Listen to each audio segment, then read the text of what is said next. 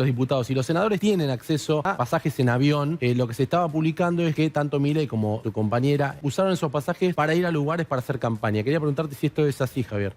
Sí, no tengo problema en contestar. ¿Tu agenda de diputado nacional no lo obligaba a ir a ese viaje a Mendoza? ¿Por qué no? Si soy, ¿a qué? ¿Acaso Mendoza no es parte de la Argentina? No, pero ¿qué proyecto de ley está discutiendo en Mendoza? ¿Los vas a seguir usando los pasajes? ¿Usted podría ser ministro de Economía de otro presidente? Milei, con esta foto, ¿por qué dice usted que la educación pública habría que abolirla? Y si estás a favor de que la gente se arme para defenderse. No responde Milei. Milei no quiere jugar. Elige a Macri o a Milei. Esa es la pregunta por la verdad. Y si elige la consecuencia, se tiene que poner el pañuelo verde, que es el pañuelo que representó Macri o Milei. Ahora, ¿usted la aceptaría? Absolutamente. Una mujer capaz y corajuda. Vamos a charlar nosotros con Santi Fioriti. Hola, que está acá al Santi. lado mío. ¿Qué tal, Diego? Diego? ¿Cómo vamos? Y con el invitado principal que tenemos hoy, el hombre del momento. Decía, hoy cuando hablamos en maquillaje con Diego Segman de la entrevista que vamos a hacer hoy, me dijo, es, en definitiva, por un montón de razones, el hombre del momento, Javier Milei. Supongo que ya lo viste en pantalla. Javier Milei, ¿cómo te va? ¿Cómo anda, Shakeman? Ahí ya lo entrevista, ¿vio? ¿Qué cuenta? Él es nuestro periodista, le decimos en el pase, le decimos periodista / psicólogo de cabecera. Y yo hoy le dije a Diego, que te entrevista tanto y que además te entrevista muy bien, le dije, pensate una pregunta, Diego, una pregunta que hoy, la primera pregunta, la que te parezca medular, que hoy le harías a Javier Milei. Vos solés decir, ¿es personal o es laboral? ¿Viste? Vos empezás las notas con esa discriminación, así que elegí vos y andalo con la primera pregunta. Javier Milei, venís de dar conferencias en Paraguay, empresarios de Paraguay, y en general das frente a mucho público. Tómate un segundo para pensar y contanos cuál fue una pregunta del público, alguien del auditorio, que te hizo dudar y te hizo pensar. No respuesta automática. Uno tiene preseteadas ya algunas respuestas y los conferencistas más. Algo que te haya dejado pensando. A ver. En realidad, yo estoy muy contento con lo que fue la presentación porque es muy raro que en Paraguay se junten 500 empresarios. O sea, es una cosa no convencional, digamos, esos niveles de convocatoria para algo que es muy reducido. Y la realidad es que el planteo que hice, digamos, ellos no salen del formato tradicional de las preguntas porque porque lo ayudás a ver cómo es la batalla cultural en distintos lugares y eso, digamos, el tipo de inquietudes que nacen son más o menos parecidas en todos lados. Porque la forma en la cual la izquierda aborda el tema es Diego el te mismo. decía, ¿hubo alguna pregunta que te hizo dudar a vos? Porque a veces lo más difícil en un momento es dudar. No. Dudar, decir esto me sacó de la cancha. No, por eso. ¿Vos dudás, no fue Javier? algo- ¿En no fue algún algo momento que- dudás? ¿En algún momento dudás? Bueno, digo, cuando estoy explorando un problema nuevo que todavía nunca lo investigué, que lo tengo que estar pensando, y obviamente, digo, o sea, aparecen las dudas, aparecen las preguntas. ¿Cuál fue el último que te tocó y ya le paso a Luciana y sigue? ¿Cuál A fue ver. el último que decís, esto no va a ser tan fácil si me toca estar en el gobierno? ¿Qué fue?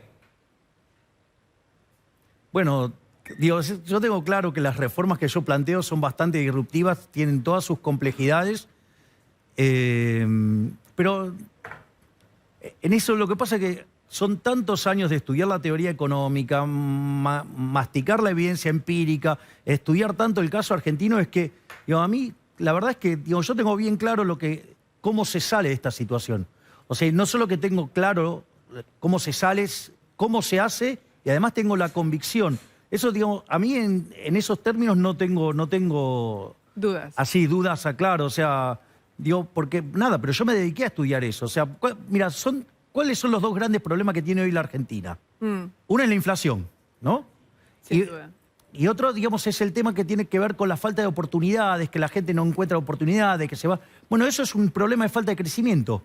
Justamente mi especialización es crecimiento económico sin dinero, que es lo más básico dentro del rama, y con dinero. O sea, eso es a lo que, digamos, yo me especialicé, digo, eso es de lo que entiendo, con lo cual, digo, los problemas que tiene hoy la economía argentina, digo, ya te digo que la teoría económica los tiene resueltos desde hace muchos años. Hay que agarrar y aplicar el manual, nada más. Le empezaría Muy a bien. repreguntar ahora mismo, pero tengo que liberar, Diego, a vos y a todos ustedes. Excelente programa, Luke.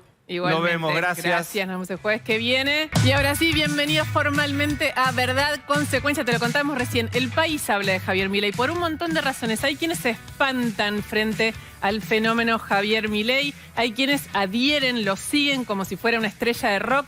Es la conversación en un montón de mesas familiares, es la conversación en los medios. Ni te digo lo que es la conversación sobre Milei en los estrategas de la política argentina pensando en el año que viene. Hay un montón de preguntas. Él dio unas pequeñas respuestas recién. Vamos a hacer muchas más. Vamos a repreguntar. Está Santiago Fioriti con nosotros. Te decíamos, Maru está de vacaciones, va a volver en un par de semanas.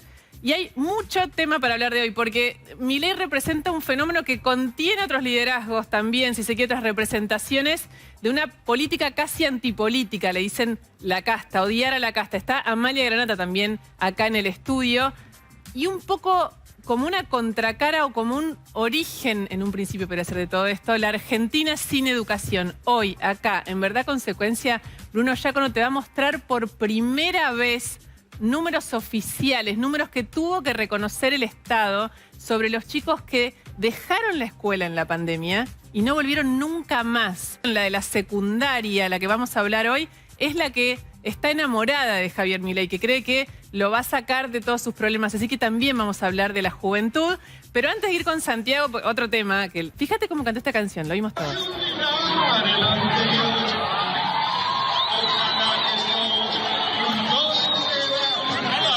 Se viralizó esto. ¿Es Magnet Milei? ¿Usted lo vio? ¿Lo había visto? No, Estaba en Paraguay. Estuve trabajando. ¿Se enteró que había estado cantando en el acto? No, no me Se enteré. vio por todos lados, Javier, ¿eh? Se Está bien, viralizó este pero video. o sea, yo cuando voy a un lugar, no es que, digamos, o sea, trabajo duro y parejo y la verdad que, digamos, escucharlo cantar a Alberto no me pierdo nada. Bueno, pero ves cómo está Cristina, cómo está esa pelea.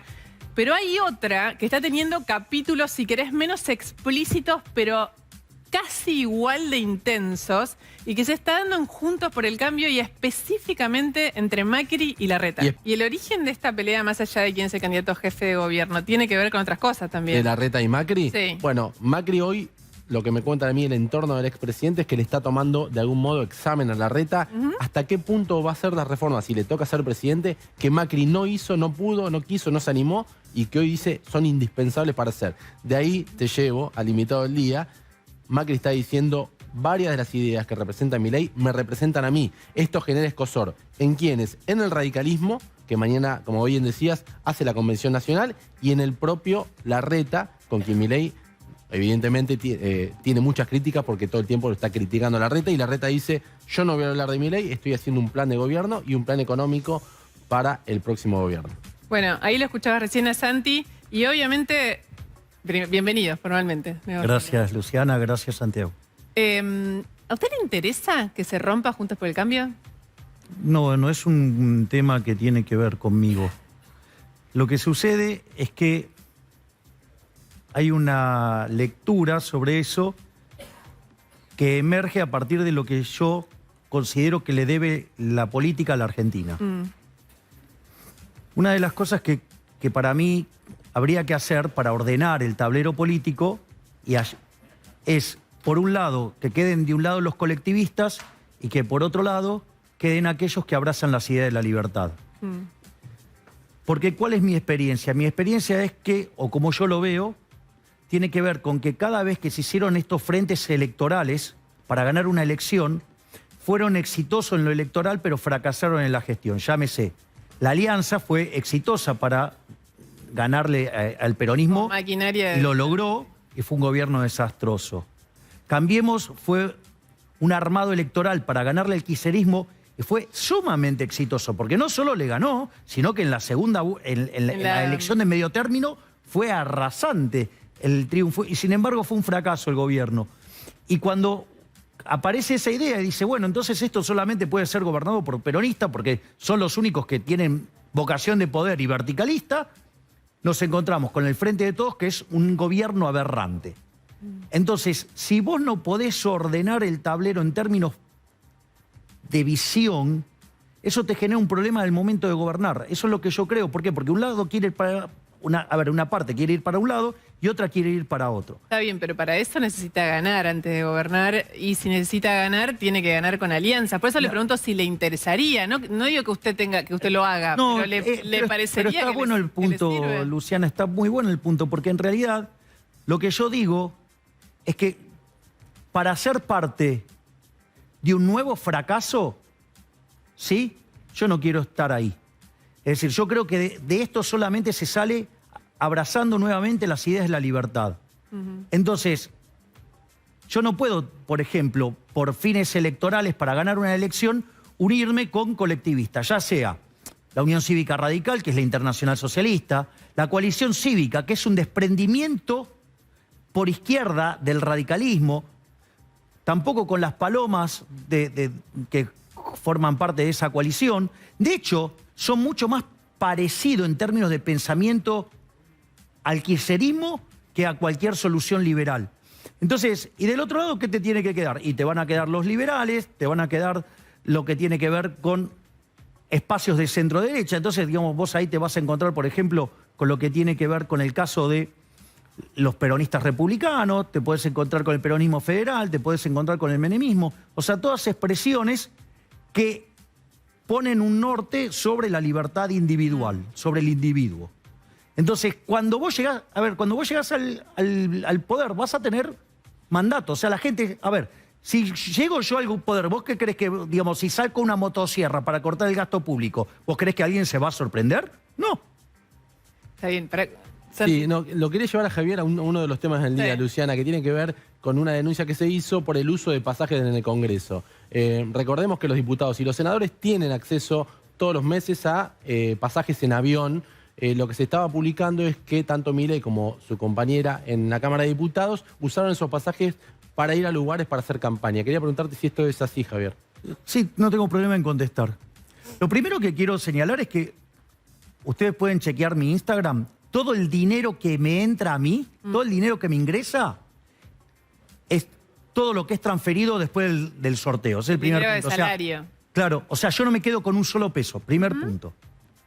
Segundo punto, porque esto está bueno el punto que levanta Santiago, porque hubo una crítica diciendo cómo, digamos, si son diputados por la capital federal, ¿por qué, digamos, usan pasajes para ir al interior? Bueno, en realidad hay que recordarle a la gente que no es que nosotros somos legisladores porteños, nosotros somos diputados nacionales. Pero representan a los ciudadanos de la ciudad de Buenos Aires Sí, en las conversaciones. pero en realidad estás en una discusión nacional, es un tema de índole nacional. Entonces, justamente esos pasajes están ¿para qué? Para ir a las distintas provincias, ¿sí? Y juegan el rol de un viático. O sea, ese es el concepto general que tienen esos gastos. Ahora, entendido eso, ahora, ¿qué es lo que sucede? ¿Cómo funciona este mecanismo? Antes era así, a vos te asignaban determinados pasajes y había gente, esto estalló en un escándalo cuando se dio a la luz que la señora Carrió no viajaba a ningún lado y después iba y cambiaba los pasajes y se la quedaba la plata. Es un derecho que tienen los legisladores. No, digamos, así eran las reglas. O sea, yo estoy diciendo cómo era la regla, pero eso estalló en un escándalo. ¿Y cómo se convirtió la regla? La regla es que vos hoy te asignan movilidad. Tenés distintos esquemas de movilidad y vos lo podés elegir. Yo elegí uno de los esquemas de movilidad. Ahora, ¿qué es lo que pasa? Si vos no usás esos pasajes, ese cargo se cae, no se puede usar, y el dinero, ¿sabés a dónde vuelve? Vuelve a la Cámara de Diputados, o sea, le vuelve a la casta. Después, en el caso... Perdón, porque esto es importante, sobre todo porque es justo uno de los temas más sensibles y a los que usted apela más, que tiene que ver con el gasto político, ¿no? Cuando hablamos de casta... Cuando yo hablo de casta, yo digo, el concepto de casta, cuando hablo de la casta política, tiene que ver con políticos que aplican medidas que le hacen daño a la gente, que ellos lo saben y aún así lo aplican. Y por eso... Bueno, cuando usted dona su sueldo, lo que está diciendo es todos deberían donar su sueldo. No. De hecho, no es así, Luciana. Una de las cosas... Primero que no lo dono. Lo sortea. El sorteo es el mecanismo por el cual le devuelvo a los creadores originales de riqueza lo que el Estado le sacó por la fuerza. Es decir, lo que verdaderamente hacía Robin Hood. O sea, no el Robin Hood que nos cuentan en el colegio socialista, que le quitaba a los ricos para darle a los pobres. No, Robin Hood, ¿qué hacía? Después de que pasaba el recaudador de impuestos, iba contra el recaudador de impuestos, le sacaba ese dinero y se los devolvía a las víctimas. Entonces, ahora, ahí hay una cuestión, o sea, por ejemplo, porque yo ahora, por ejemplo, ahora cuando viene el próximo sorteo de mi dieta, como usé este pasaje, digamos, o sea, yo además devuelvo esa plata. Bueno, por eso, entonces esperemos acá, hagamos un punto, pues es importante. Sí, claro, obvio. Que quiero terminar en esto. Usted viajó a una conferencia en Mendoza. A ver, A dar una conferencia en Mendoza con el pasaje. vamos por parte. ¿Eso es así o no? Digo, para limpiar la información. No, es que, digamos, o sea, justamente la información le quitan pedazos. O sea, yo cuando voy a un lugar, yo tengo un montón de reuniones. Y esto también lo digo por Victoria, porque ustedes, o sea, toman cualquiera de las redes de Victoria y nosotros vamos al interior y tenemos reuniones con un montón de gente. O sea, nosotros, o sea, vamos y nos interiorizamos. De hecho, cuando yo fui a Mendoza, por más que lo quieran mostrar como un acto partidario, yo di una charla y quiero ver cuántos políticos tienen la posibilidad de interactuar con 20.000 personas, mi proyecto para bajar la inflación, que es eliminar el Banco Central. Con lo cual, digamos, o sea, pero no es la única reunión que tengo. Yo, de hecho, tenía pactada dos actividades más, y ahora voy a contar las otras más. Una, por ejemplo, que era ir a la Bolsa de Comercio. Y por decisión de un miembro de Juntos por el Cambio, se me bajó esa actividad. Y no solo esa, no se me permitió ir a dar una charla a la Universidad Nacional de Cuyo. Está bien. Y después, o sea, yo tuve. Es importante para Pero después yo tuve reuniones. Es para Pero, que Luciana, por favor. clarificarlo, digo, para que quede claro. Pero me encanta aclararlo, por eso digo, yo me Porque parece la fantástico. gente, cuando el presidente viaja en el helicóptero presidencial en el medio de una campaña a hacer un acto, con razón, nosotros lo denunciamos, la gente se enoja y es parte de eso. Entonces, como mínimo, es fuerte que usted, no, digamos, su agenda de diputado nacional no lo obligaba a ir a ese viaje a Mendoza. ¿Por qué no? Si soy, ¿acaso Mendoza no es parte de la Argentina? No, pero ¿qué proyecto de ley está discutiendo en Mendoza? Digo, voy y discuto, por ejemplo, y pienso con los empresarios cuáles son sus problemas. Interactúo de modo directo. O sea, digamos, y en esas interacciones... Es más, si te voy a decir algo. A diferencia de Victoria, yo, digamos, no puedo hacer tan explícitos esos movimientos porque después esos empresarios son perseguidos por el poder.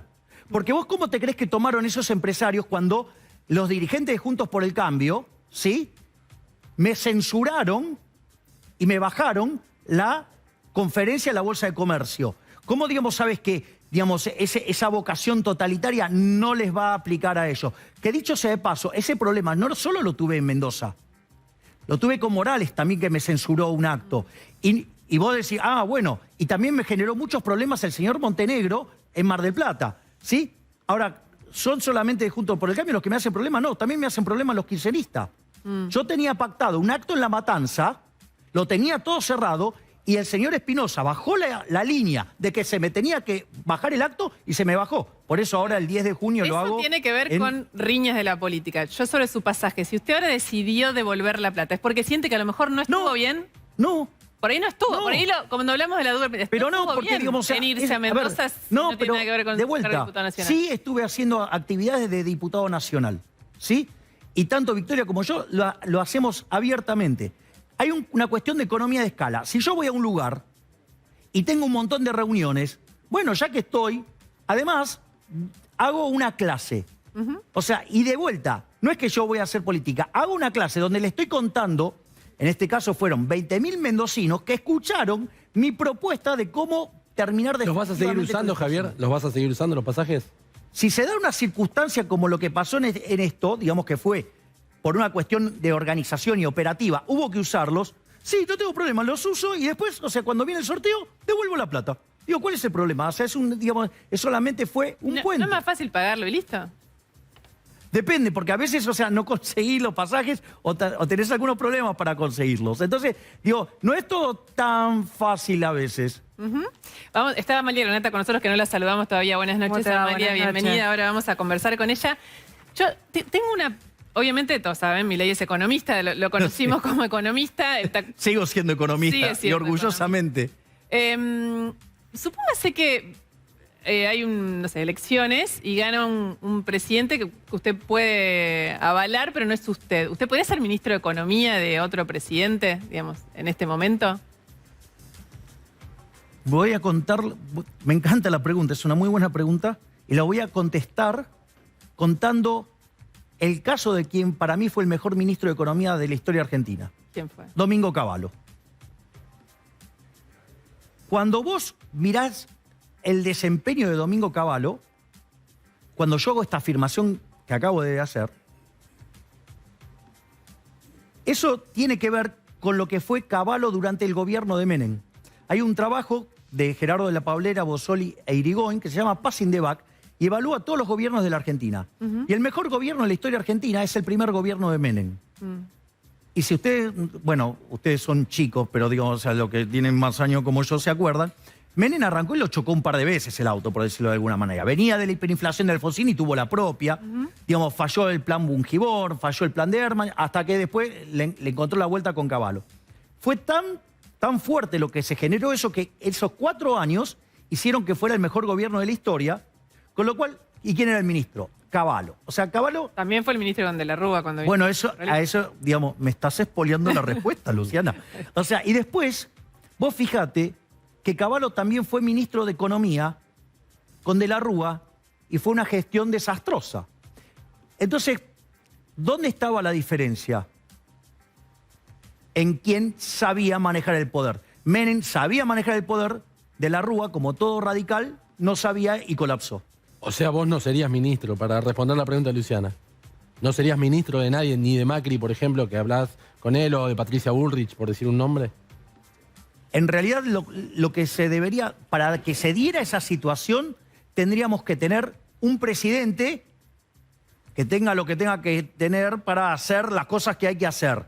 Pero o sea, no lo descartás. esto no es para tibios, esto es para gente con coraje. Patricia Bullrich te escuchó elogiarla. ¿No descartás ser ministro de Patricia o de Macri, por ejemplo? No sé si a ellos les interesaría convocarme. O sea, si yo tuviera que adoptar o tuviera que elegir eso, tendría que ser alguien que esté decidido a hacer las reformas pro mercado. O sea, ahora, la realidad es que, digamos, si alguien quiere elegir las reformas pro mercado, digo, ¿para qué va a elegir digamos, la copia? Que elijan el original. Suponiendo que fuera ministro de Economía hoy, es cortito esto, ¿subiría o bajaría retenciones? Las elimino yo las retenciones. No deben existir las retenciones. Pero ¿cómo se hace? Porque, perdón, ¿no? Sí. Porque eliminar las retenciones le quita al Estado un montón de ingresos. Y digamos, y si no se lo sacás al Estado, se lo sacás al sector privado, que es el que genera riqueza. ¿Por qué, digamos, castigás al que genera riqueza? El Estado se supone que paga sueldos, que tiene que hacer obra pública, pero si la obra mantiene las escuelas, los hospitales. Bueno, pero la obra pública es una aberración. Conceptualmente es una aberración. Porque ¿con qué se financia la obra pública? Con impuestos, o sea, ya sea impuestos futuros, deuda, con lo cual es inmoral porque castiga a las generaciones futuras, aún hasta la gente que no nació, lo podés hacer con impuesto inflacionario, o sea, con señoriaje, financiando el déficit fiscal con emisión monetaria, con lo cual, digamos, no solo que distorsionás el sistema de precios, cuando la inflación pasa al 20%, perdés 1,58 de crecimiento, que corrigió en la historia monetaria argentina, deberíamos tener un PIB per cápita como el de Estados Unidos, y la otra, digamos, y le pega entre 25 y 30 veces más fuerte a los que menos tienen. Y la otra es subir los impuestos, que es una expropiación. Entonces, digo, ¿por qué? Digo, yo te hago la pregunta, digo, ¿por qué vos ponés por encima al parásito y que destruye riqueza sobre el tipo que se rompe el lomo laburando para generar riqueza? Cortitas, ¿dolariza la economía, sí o no, como ministro? Sí, eso no es función del ministro de Economía, porque el Banco Central se supone que es independiente. Sí lo puedo hacer como presidente, o sea, ¿qué es lo que yo voy a proponer? Yo voy a proponer... Sí, yo voy a proponer la reforma estructural del sistema financiero para que a la postre poder terminar eliminando el Banco Central. ¿Y de dónde sacamos los dólares si no los fabricamos nosotros? Bueno, a ver, ¿por qué, digamos, o sea, los tenés que fabricar? Justamente lo que nos mata a nosotros es la fabricación de pesos a mansalva. Y si vos quisieras dolarizar, yo te hago una pregunta, porque esto es más interesante. Vos más o menos tendrías que tener de base monetaria 5% del PBI. O sea que al tipo de cambio oficial, al paralelo estamos hablando de 15.000 millones de dólares, y si es al oficial necesitas 30.000, ponele. Y al paralelo 15.000, ¿no? O sea, vos la deberías hacer a mercado. Entonces la pregunta es, ¿cómo no vas a...? Y el Banco Central libre hoy tiene, después de que le puso plata al fondo, 7.000 millones. Digo, ¿por qué, digamos, o sea, no vas a poder conseguir un préstamo, ponele, de 8.000 millones, ¿sí? Para poder tener la base monetaria que deberías tener, y contra eso utilizás más de 6.700 billones, o sea, que vos tenés en el banco 6.7 billions que vos tenés en el balance del Banco Central como títulos públicos. O la otra, o sea, ¿por qué si este gobierno de impresentables consiguió 10.000 millones de dólares para un programa que era inconsistente en lo teórico, inconsistente en lo empírico, inconsistente en el diseño, inconsistente hasta contablemente, porque no suman los números, no dan los números, y aún así consiguió 10.000 millones de dólares? Imagínate, digamos, tratar de buscar dólares para financiar una reforma estructural que va a terminar con la inflación. ¿Por qué, digamos, o sea, la casta política acepta tomar deuda para financiar el zafarrancho fiscal y no para terminar con la inflación de los argentinos? Ahora seguimos en un ratito con ese tema. Lo tenemos a Manu Jove, te lo contábamos recién. Te decía, está Amalia Granata con nosotros, le damos la bienvenida. Buenas noches, Amalia. ¿Cómo te va? Buenas noches. Amalia un poco compone con Javier, digamos, y otros liderazgos en este momento lo que se le dice la nueva derecha o la nueva derecha libertaria o polémica, a pesar de que no están todavía unidos en un mismo partido político, digo todavía. Pero mi pregunta, viendo esto un poco y viendo todo lo que pasa en el gobierno, es si vos creés que la posibilidad de crecimiento que están teniendo tan exponencial o esto que está pasando tiene que ver con lo que pasa en el gobierno, es resultado de eso. Tiene que ver con el enojo de la gente, claramente. A ver, yo cuando en el 2019 saco 300.000 votos es justamente por el hartazgo de la gente a la vieja o a la política tradicional y tratar de buscar caras nuevas y propuestas nuevas que sí se sienten a trabajar y que sí se sienten a discutir y que sí se sienten a hacer proyectos. ¿Son nuevas o son las más viejas de todas, digamos? Porque, qué sé yo, el servicio militar obligatorio o lo de... El servicio, primero que no es el servicio militar obligatorio, es el servicio cívico, y me hubiese gustado que los periodistas que criticaron tanto, incluso compañeros que han criticado legisladores el proyecto, lo hayan leído, porque nadie lo había leído todavía, pero las críticas eran terribles. Después, obviamente, cuando lo presenté, muchos dijeron, ah, bueno, no está tan mal.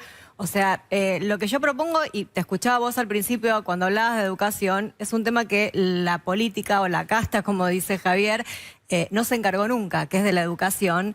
Y si vos vas a los índices y a lo que está sucediendo con los chicos hoy, no solo en el nivel secundario, que salen sin comprender un texto, sino en el nivel primario, que hay chicos de tercer y cuarto grado que todavía no saben leer, vamos a tener dentro de 10 años, un futuro complicado. O sea, realmente un futuro complicado. Duda, pero como al político el niño no vota, no le interesa. Y la educación es un tema pendiente que nadie trata. Entonces, cuando yo propongo lo del servicio cívico, es para que los chicos que no decidan no trabajar ni estudiar, que tienen 18 años, incluso los que han abandonado el colegio, porque no nos vamos a mentir, un chico que abandonó el colegio no va a volver al colegio.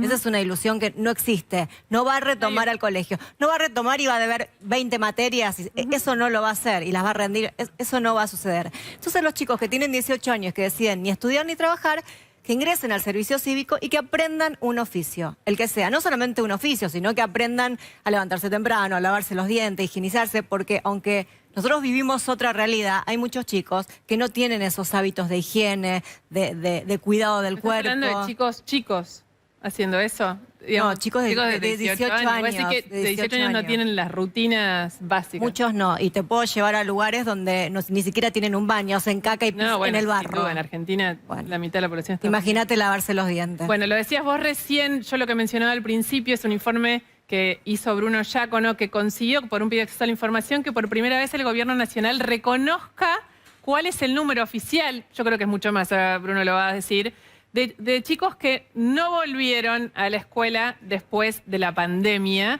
Y ese número, aún con lo bajo que a mí me parece, es escalofriante, Bruno. ¿Cómo estás, Lu? Buenas noches, así es. Desde que empezó la pandemia hasta hoy, más de 1 millón de chicos dejaron de ir a la escuela o tuvieron problemas para seguir estudiando. Más que nada perdí futuro. Por el tema de la pandemia, que teníamos que hacer todo vía internet, después perdí comunicación, perdí celular y no pude terminar el colegio. No tenía computadora, no tenía netbook, no tenía tablet, no tenía nada para comunicar. Milei, con esta foto, ¿por qué dice usted que la educación pública habría que abolirla? Yo voy a hacer mi planteo y después voy a decir lo que yo efectivamente digo. El primer punto es, cuando vos revisás lo que es la evidencia empírica del crecimiento económico, hay un modelo base, sí, que es el modelo básico con el que se estudia, digamos, del crecimiento. Es un modelo que se llama Solow-Swan. Ahora, ¿cuánto explicaba eso? Nada más que el 15%. Después de largos debates y de distintas propuestas, a fines de los 80 se termina de incorporar empíricamente el análisis del capital humano, y cuando vos incorporás el capital humano te explica el 85% del crecimiento económico. Es decir, 70 puntos porcentuales son explicados por el capital humano. Ahora voy a mencionar algo que señaló Gustavo, que es muy importante. El capital humano tiene distintas dimensiones. La primera dimensión del capital humano, que por ejemplo explica el crecimiento de las potencias durante el siglo XIX, es que la gente pudiera comer para poder trabajar. Es decir, con lo cual, lo que acaba de señalar Gustavo, acaba de tirar una bomba, perdón Gustavo, digamos, que esté usando esta terminología, básicamente, ¿por qué? Porque 7 de cada 10 chicos son pobres, sí, tienen problemas de acceso a la educación y tienen problemas de la alimentación. ¿Esto qué quiere decir? Que ya tenés problemas en la primera etapa del capital humano. En la segunda etapa del capital humano, que tiene que ver con la educación, le puede dar Gustavo, nuestros registros son verdaderamente deplorables. Y como dijo recién, o sea, hoy tenemos problemas que hace 50 años no teníamos.